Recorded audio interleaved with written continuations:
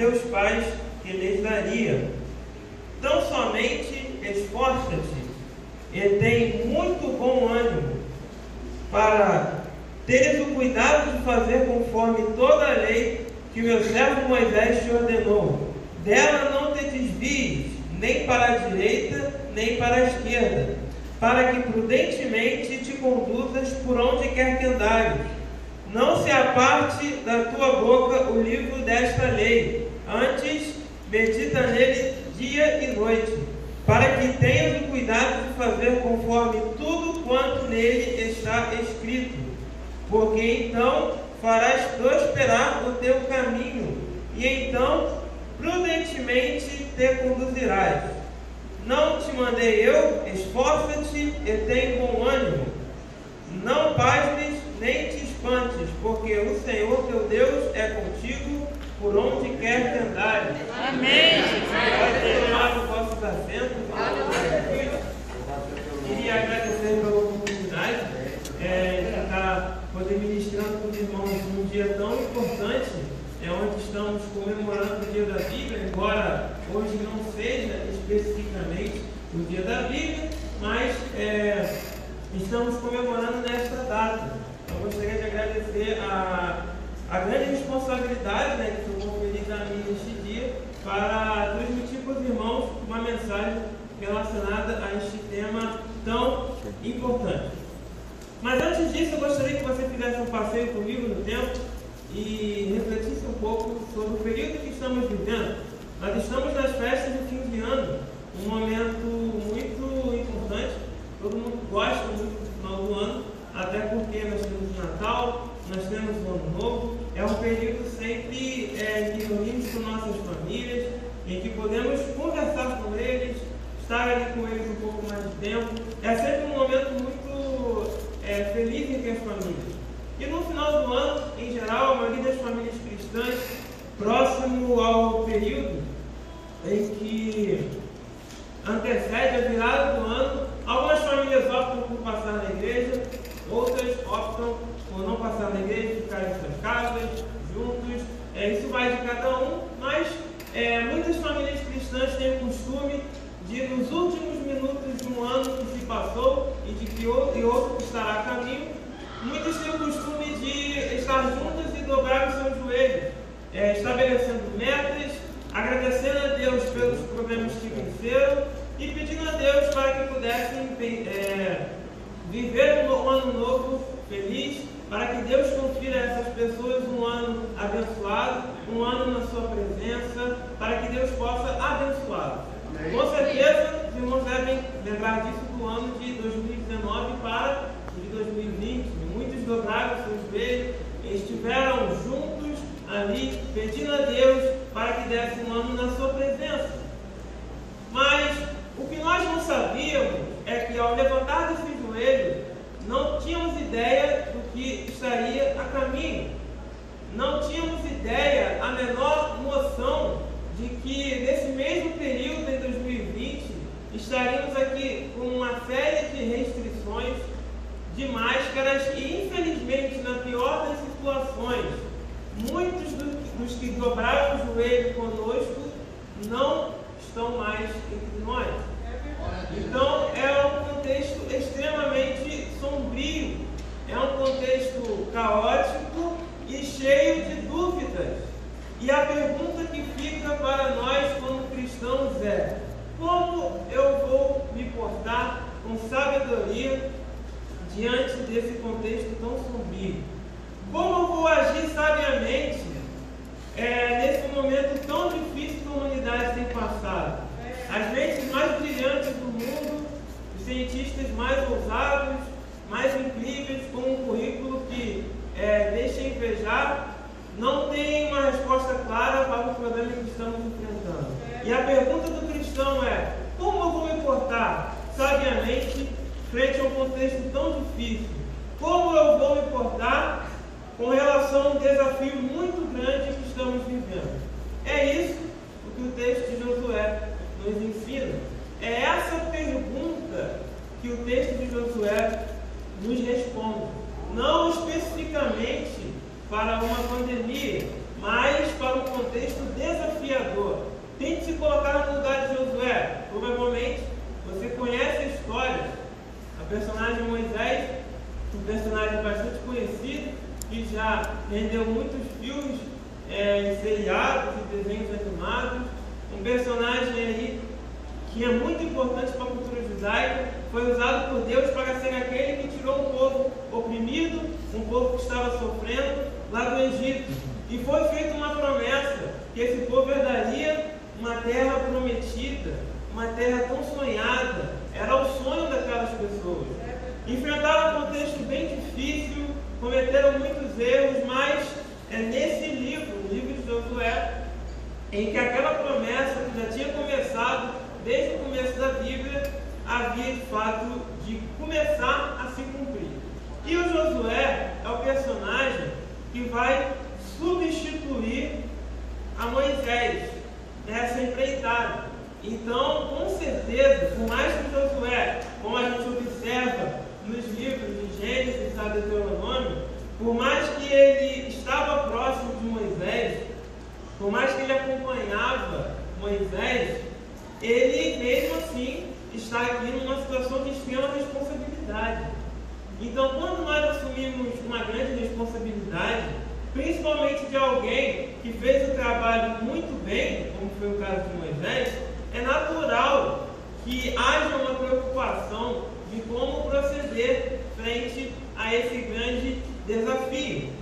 E nos versículos em que nós lemos, Deus ele está dando a Josué uma série de instruções.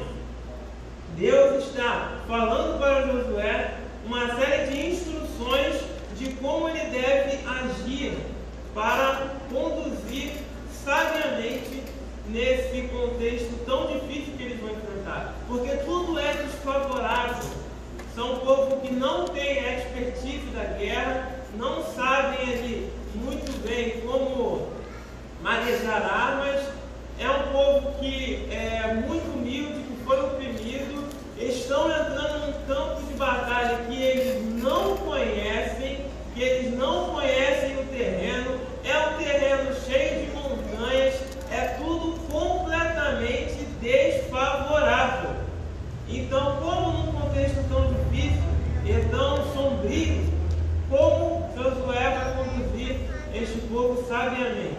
É aí que vem as instruções que nós lemos no começo dessa pregação. Eu peço que você deixe a sua Bíblia aberta, porque nós vamos revisitar esse texto corriqueiramente durante a mensagem. Então, eu aconselho que você deixe ela aberta para entender de fato o que esse texto está transmitindo a nós. Então, Deus ele dá uma série de instruções, a gente vê ela dividida em 4 versículos: o versículo 6, o versículo 7, o versículo 8 e o versículo 9. Só que algo chama a nossa atenção. Essas instruções sempre começam com o imperativo: seja forte e corajoso. É assim que começa o versículo 6. No versículo 7, curiosamente, a instrução ela muda, um detalhe bem sutil, mas que faz toda a diferença na estrutura desse texto. Ele vai dizer: seja forte e muito corajoso. Por que tem um muito ali? É o que veremos daqui a pouco. E no versículo 7 ele começa com essa instrução, se estende pelo versículo 8, e no versículo 9 ele volta com seja forte e corajoso. Então, o que nós entendemos com isso? É uma estrutura muito comum na Bíblia Sagrada, onde você começa com uma mensagem, na parte do meio, que é o versículo 7 e o versículo 8, você usa de uma maneira que transmita a informação mais importante, as coisas mais importantes que você queira falar. É o que está no versículo 7 e 8, que quer que o fato é esse muito, seja forte e muito corajoso. E no versículo 9 ele retoma aquilo que foi falado no versículo 6.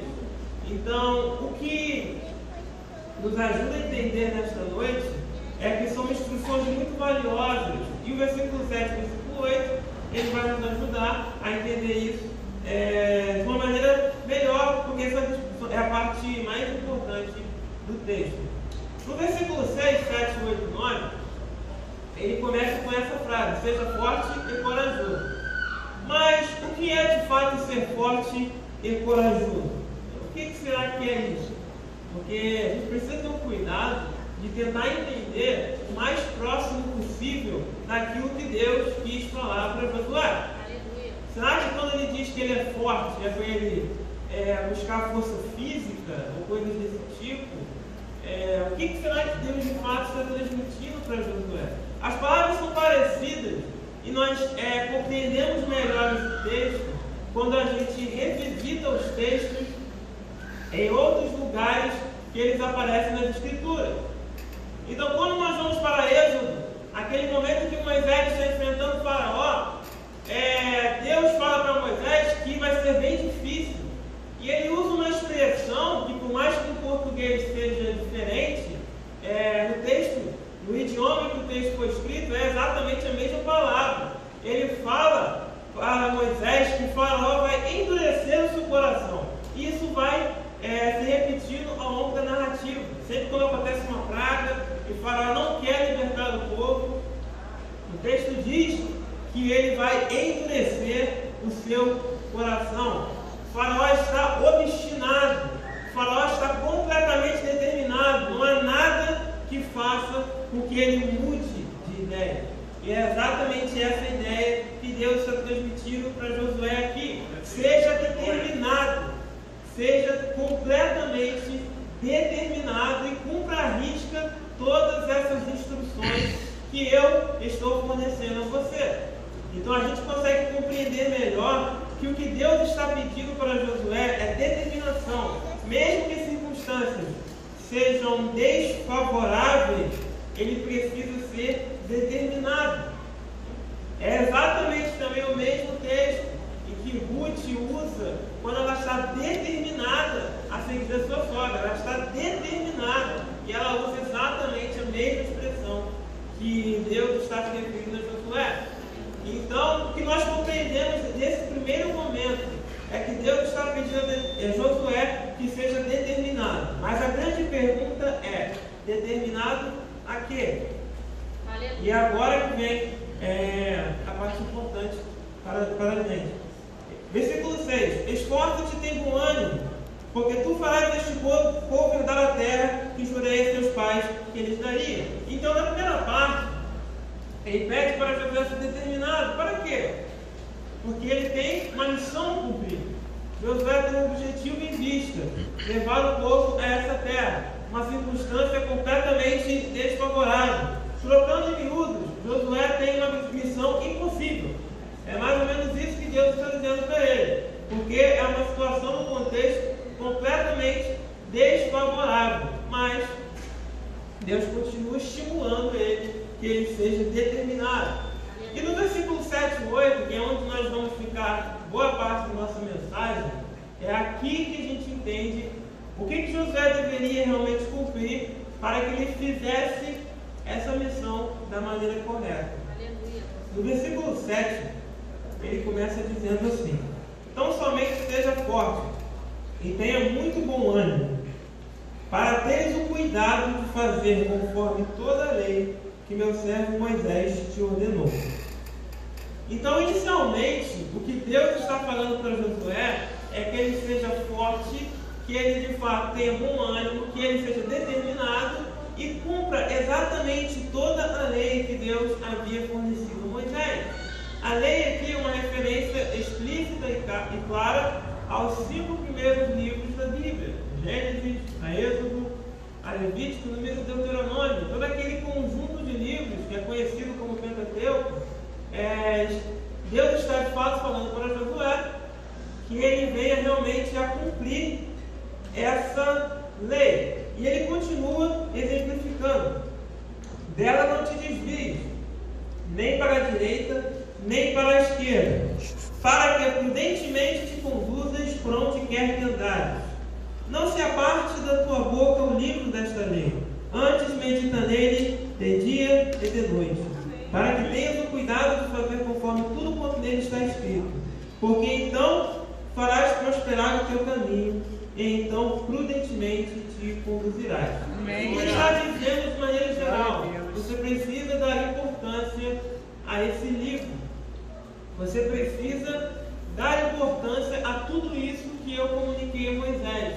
Todas essas informações você precisa levá-las muito a sério. Você não pode se desviar nem para a direita, nem para a esquerda. Deve-se cumprir essas informações da forma que eu lhe transmiti. Ele continua dizendo, não se afaste as palavras do livro dessa lei. Antes, medita nela de dia e de noite. Ele pede para que Josué venha de fato meditar nessas palavras. Ele venha realmente amar essas palavras, para que ele possa viver essa escritura. Aplicando para as nossas vidas, por mais que o texto se refere especificamente a essa lei que foi dada a Moisés, nós podemos compreender para as nossas vidas que hoje nós somos privilegiados e temos um conjunto maior de livros e devemos também cumprir essas regras. Para quê? Para que de fato eu quero isso? Por que eu devo amar as Escrituras? Por que eu preciso meditar nas Escrituras de dia e de noite? Qual a relevância que isso de fato faz? Por que isso é tão importante? Por que um dia para lembrar da Bíblia? Por que um dia para lembrar desse livro? Um livro que é tão antigo, um livro que boa parte dos seus últimos escritos foi escrito no final do século I. Por que eu vou ter que estar tão preocupado com um livro tão antigo?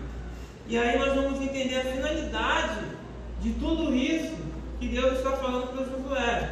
A finalidade, ele diz bem claro, para que você possa prosperar no teu caminho, e então prudentemente te conduzirá. É aqui que vem a parte mais importante. Glória a Deus. Eu quero que você preste muita atenção no que a gente vai analisar agora. Ele diz o quê? Que ele cumpre essa palavra para que ele possa prosperar o seu caminho. Aleluia. A grande pergunta é: o que é de fato ser próspero?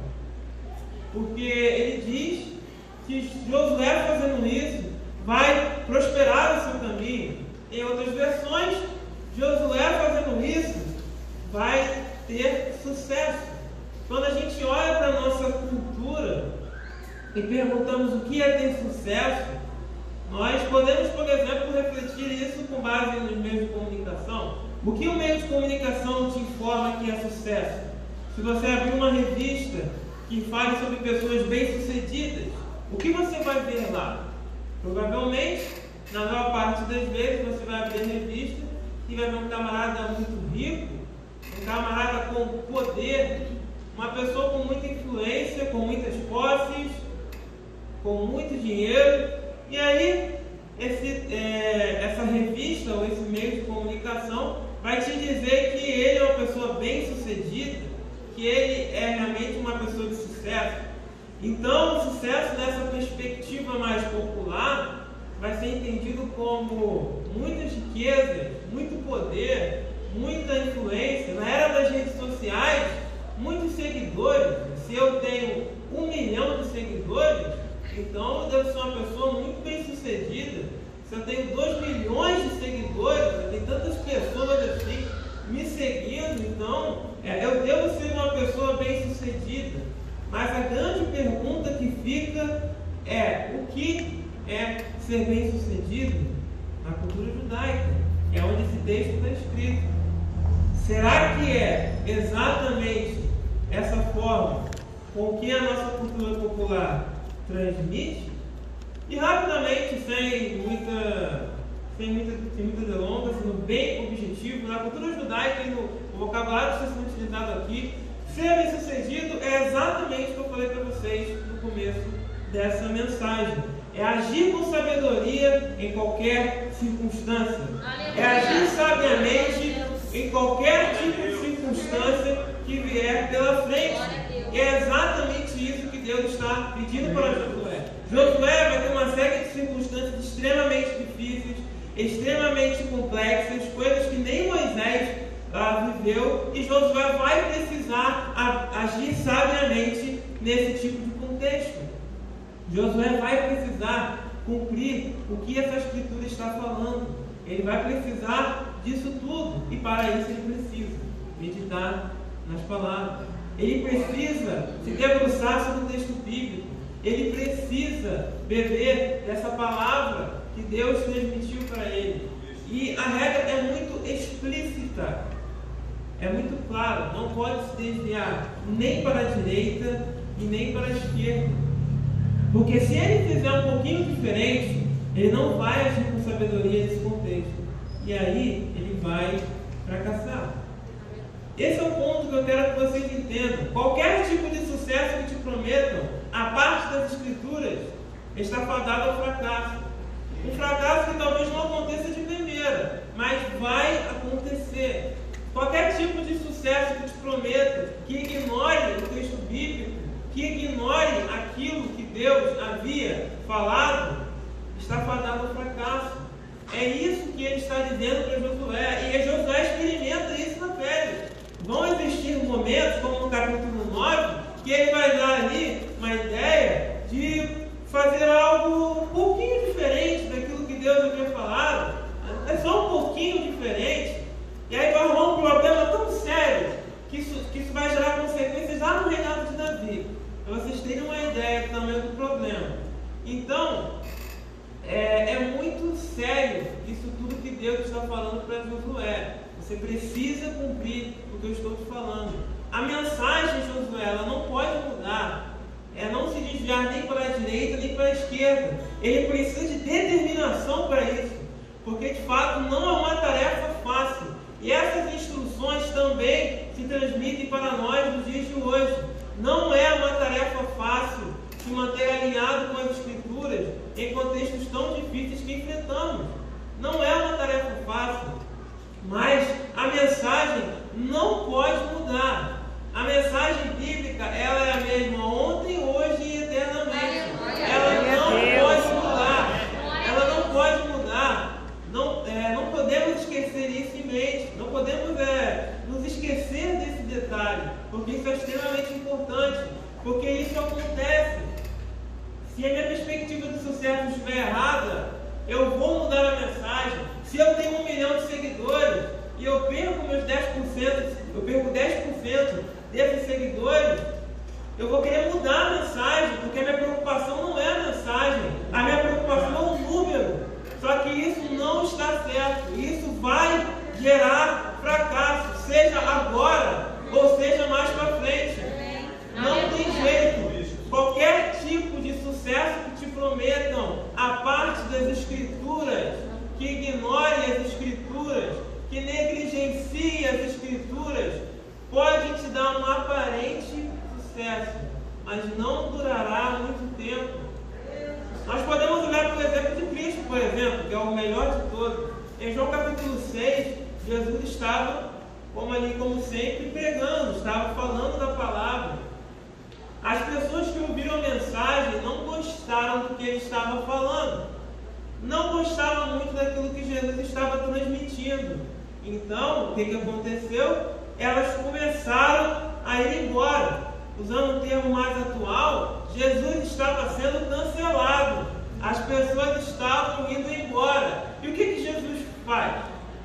Ele olha para os seus amigos, os seus 12 apóstolos, com tanto carinho que ele escolheu.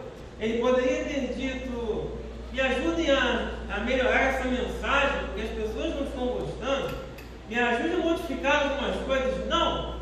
O que Jesus fala para os seus discípulos é: vocês não vão embora também, não? Isso é algo que me chama atenção. Porque a mensagem não muda. Jesus está determinado. Jesus está completamente determinado. E aí Pedro toma a palavra, e é um momento muito lindo do Evangelho de João, em que ele diz: para onde nós iremos? Só o Senhor tem as palavras de vida. Glória a Deus! Estamos vivendo é algo muito sublime, porque ao ligarmos a televisão, a vontade muitas vezes é se desligar, porque são notícias tristes, trágicas, que roubam as nossas esperanças. É um momento bem difícil. E a minha pergunta é: onde você vai depositar essa esperança? Esse é o ponto. O cristão precisa entender, ele pode até, de fato, podemos pedir a Deus, clamar a Ele que use os cientistas, que possam resolver o problema. Com certeza, devemos fazer isso. Mas a esperança última do cristão não está restrita a essa vida. O cristão não pode se esquecer isso. Como o Jogral aqui colocou muito bem, é algo mais além. O sucesso na perspectiva bíblica é algo muito mais excelente do que poder e bens materiais. É uma vida eterna, incorruptível. É uma vida em que não haverá mais doenças, em que não haverá mais morte, em que não haverá mais tristeza, em que não haverá mais dor. Essa é a perspectiva de sucesso na Bíblia Sagrada. É isso que a gente precisa entender. Então o cristão, ele precisa buscar as Escrituras. Aleluia.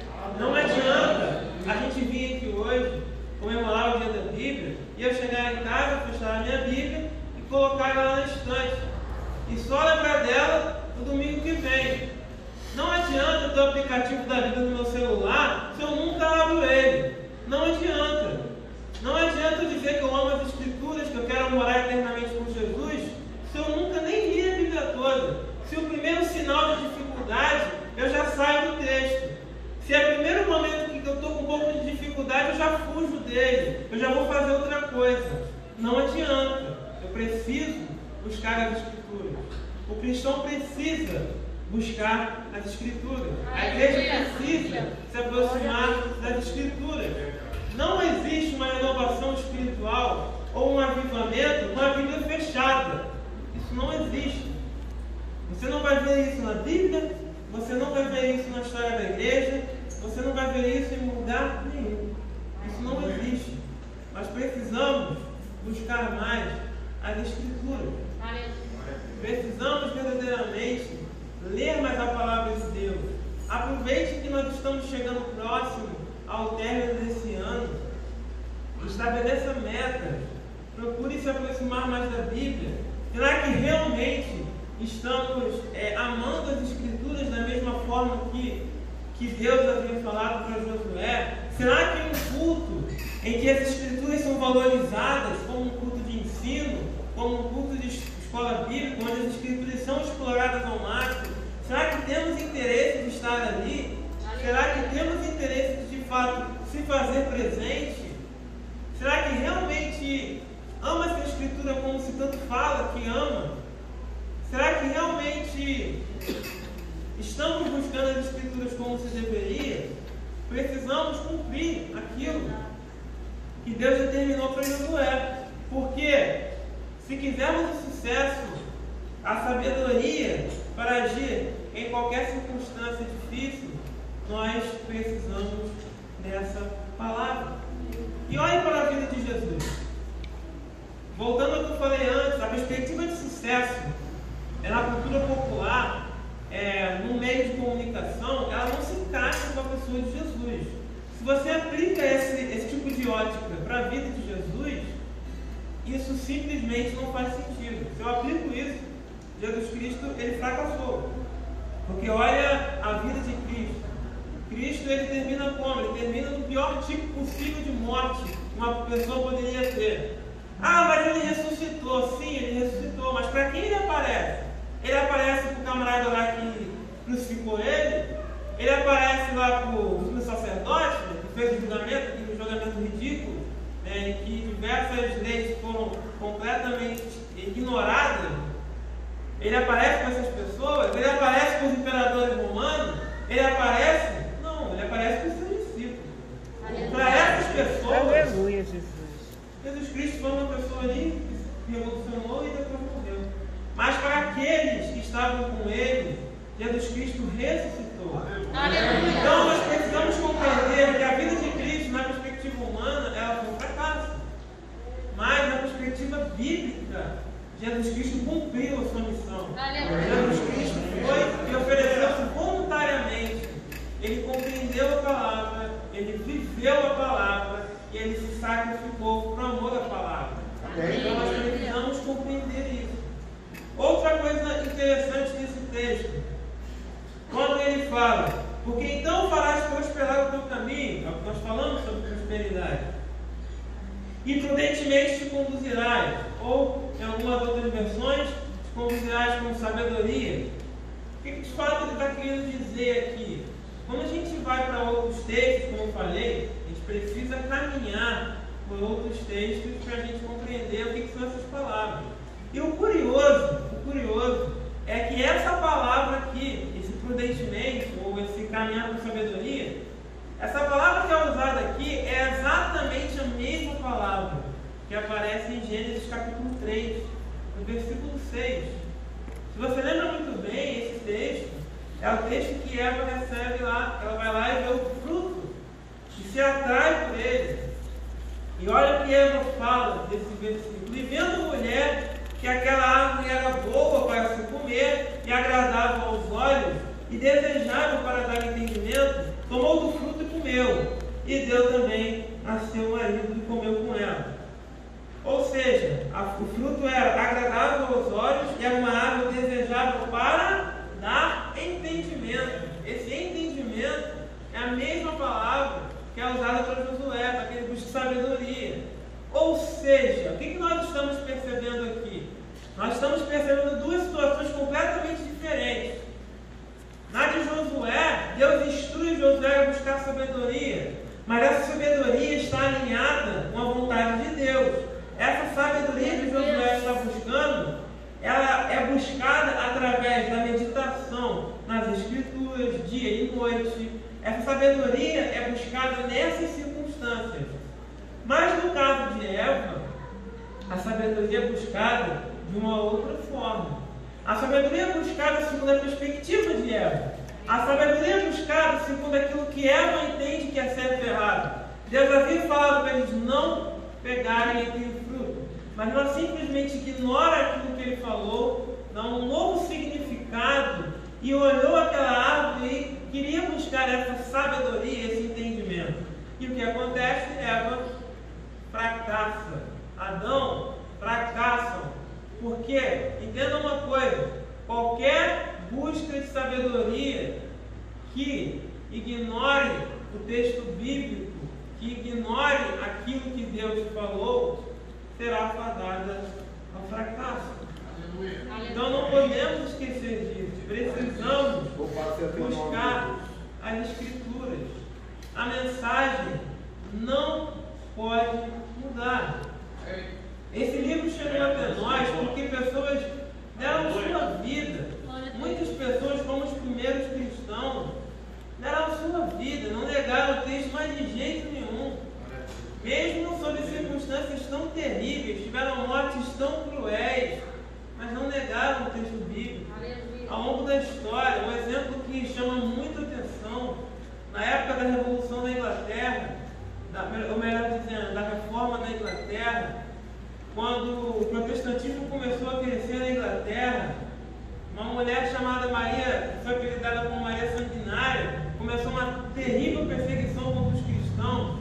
E um grande ícone, chamado Thomas Cromwell, ele simplesmente acabou assinando algumas cartas a mando dessa rainha, negando alguns aspectos do protestantismo, negando alguns aspectos que de fato estavam alinhados com a palavra de Deus. Chegou no momento que ele foi julgado, que se ele de fato estaria de acordo ou não com aquilo que ele havia negado, se ele realmente mantinha isso, que ele estava negando aqueles princípios cristãos. Se ele realmente mantivesse, não teria nenhum problema, mas se ele negasse, aí ele iria para o fogueiro. E ele vai, de uma maneira extremamente ousada, um senhor de idade, de maneira extremamente ousada, fala: eu assinei essas cartas, mas assinei a mão da rainha, não concordo com nada disso. E como exemplo, essa mão aqui que assinou essas cartas, ela vai ser a primeira a ser carbonizada. E ele coloca a mão na fogueira e fica com ela até ela ser completamente carbonizada. E desmaia de dor. Depois é queimado. Por quê? Porque ele não negou a mensagem. Ele não mudou a palavra. Ele foi um contexto extremamente árduo. Ele não negou o texto bíblico. Ele não se desviou nem para a direita nem para a esquerda. Ele realmente cumpriu aquilo que Deus havia falado. Então a gente precisa entender que o sucesso na perspectiva bíblica, a prosperidade na perspectiva bíblica, como a gente sente nesse texto, é de fato pedir a Deus sabedoria para agir em qualquer tipo de circunstância, para que possamos cumprir a missão, para que possamos cumprir, como nós corriqueiramente chamamos, o chamado, cumprir o nosso chamado. Só que o fato curioso, caminhando para o término, é que Josué, como eu falei, ele não faz isso 100%. Ele, em muitos momentos, ele cumpre, ele medita nessas escrituras, ele realmente procura obedecer aquilo que Deus havia determinado, mas Josué, ele simplesmente, em alguns momentos, ele comete deslizes. O povo que, no final do livro de Josué, fala que não se desviaria, no livro seguinte já está fazendo uma série de coisas que Deus não mandou eles fazer. Eles fracassam. Depois do período dos reis acontece a mesma coisa. Eles fracassam, são levados em cativeiro, momentos extremamente difíceis. Por mais que teve personagens ousados que não mudaram a mensagem, eu gosto de ressaltar o caso de Jeremias. Jeremias viu aquele contexto extremamente caótico e o rei pediu que Jeremias desse uma palavra sobre tudo aquilo que estava acontecendo, sobre toda aquela desobediência. E Jeremias, é claro, se entregue ao rei da Babilônia. E o rei não gostou daquilo que Jeremias falou. E aí ele manda jogar Jeremias no calabouço, e vai, Jeremias fica lá um tempo no calabouço, depois traz Jeremias de volta.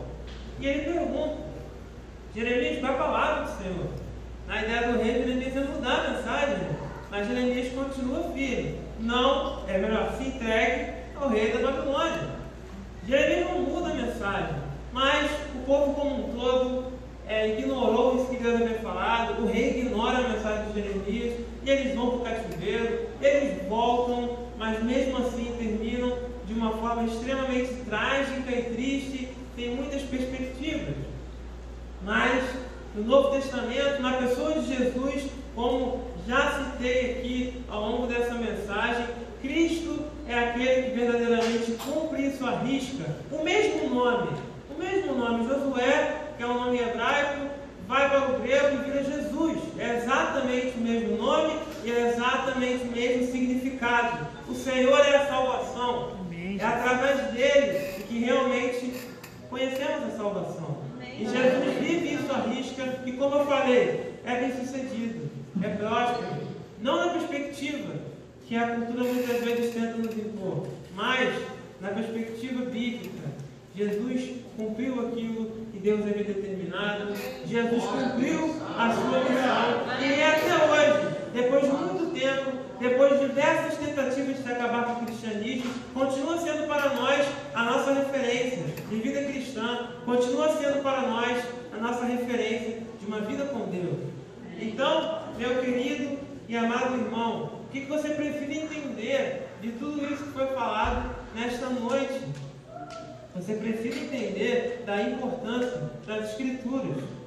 Um cristão que não gosta de Bíblia, um cristão que não quer nada, não quer a Bíblia, não quer Escritura, não quer ler a palavra de Deus, ele vai inventar 1001 desculpas e não quer ler. Esse cristão, ele pode estar até vivo espiritualmente, mas é comparado a uma pessoa que está respirando aparelhos.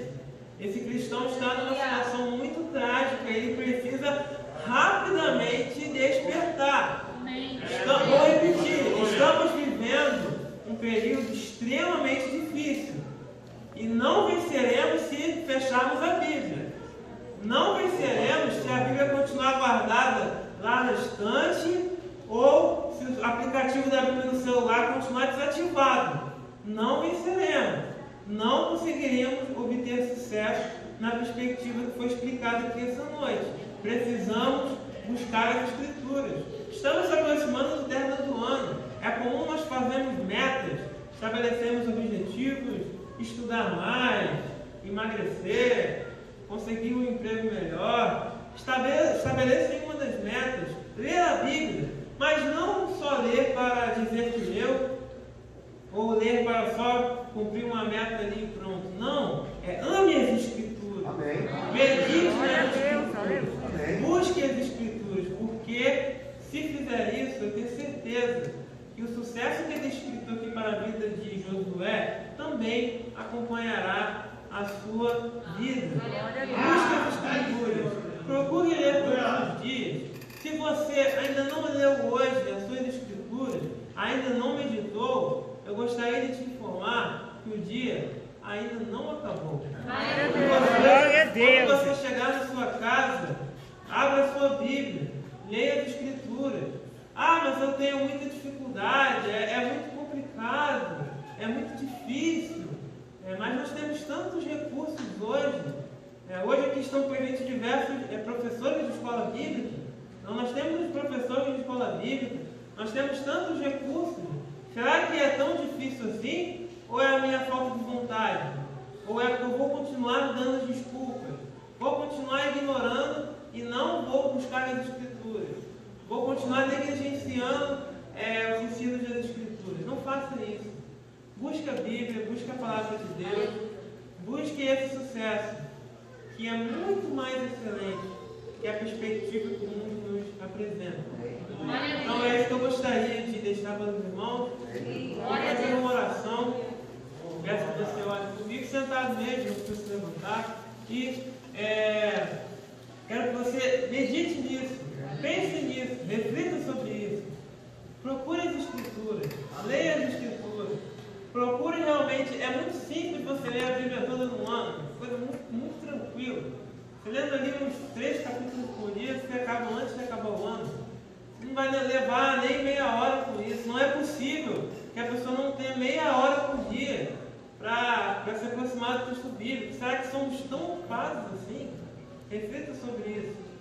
Senhor Deus e Pai, muito obrigado pela oportunidade de estarmos aqui comemorando o dia da Bíblia, Senhor. Um dia tão excelente, desse livro que tanto amamos, esse livro que enfrentou muitas dificuldades ao longo da história, muitas pessoas foram perseguidas para que essa mensagem chegasse até nós. Mas somos gratos a Ti pelos Teus filhos que se ofereceram, Pai, ofereceram muitas vezes a sua vida para que esse livro pudesse chegar até nós. Pai, ajude-nos, Pai querido, ajude com sabedoria nos momentos tão difíceis que temos enfrentado, nesses contextos tão nebulosos, Pai, que se aproximam. Nós não temos a completa certeza de como será 2021, mas sabemos que em Ti, Pai amado, o Senhor nos dará sabedoria para enfrentar qualquer circunstância difícil. O Senhor nos dará sabedoria, Pai amado, para enfrentar os problemas, para enfrentar as dificuldades. Somos gratos a Ti, Pai amado. Toma cada um dos Teus filhos e desperta-nos, Senhor. Desperta-nos para buscar as Escrituras. Desperta-nos para dar o devido valor, Pai querido, da Tua Palavra, para lermos mais da Tua Palavra, para meditarmos mais na Tua Palavra, Pai amado. Ajude-nos, Senhor, porque carecemos da Tua graça e da Tua misericórdia. Em nome de Cristo Jesus. Amém. E assim eu agradeço a minha rica oportunidade. Em nome de Jesus. Glória a Deus. Agradecer o Moisés, então, que aceitou o nosso convite prontamente, né? Que Deus te abençoe grandemente.